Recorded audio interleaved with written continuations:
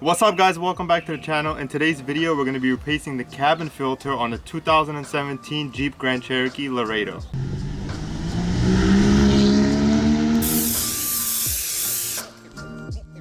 Alright guys, to access your cabin filter, it's actually behind the glove box. So there's two ways of doing this. There's an easier way and there's people that like things to be complicated.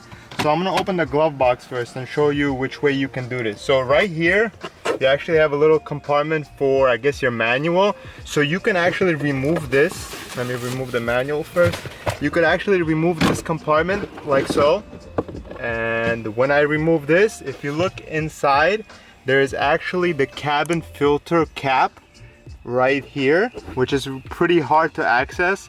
But you could remove this cap and remove your filter. Now I'm going to show you guys the easier way to do it, which you have to remove the glove box. Alright guys, so first things first, when your glove compartment is down, right here you have this rope latch type of a thing. And to release this, this is what actually holds the glove compartment intact. You have to pull down like this and it will come out like so. And you could let it go because later on we're gonna put it back all together. That's what actually holds this. So when the rope is detached, you have two hinges, one's here and one is here, that actually holds it intact. So if you see this hinge, what you have to do is push in. Now when you push in, it goes like this, and then the same thing goes to the other side, and then it comes down, and then you have three pieces over here that actually hold this all together. So when you remove that, we attack the filter cap. Alright, so the filter cap, you have to start off from the left, and then there's also another kind of hinge, I guess. I call everything a hinge in this video, that's holding it intact.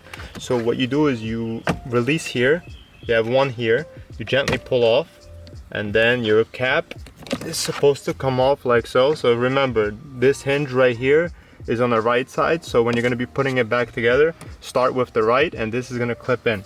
So right here you have your filter. Now you could use a lot of different brands of filters, that's personal preference. Remember, when you're going to be putting it back together, for it to be the same way as it goes out, so down. So make sure you follow the instructions, and then let's pull off this filter. This Jeep has 50,000 miles and it has never been replaced. So look how filthy dirty this is, and my wifey actually drives the kids around, so they're breathing really bad air. Alright guys, so I'm going to start putting everything back together, and it's very simple instructions because I showed you guys step by step. So just do everything reverse backwards to put everything back in. I got my new filter right here, and like I said, brand is personal preference. You could use Mopar parts or parts that Jeep recommends.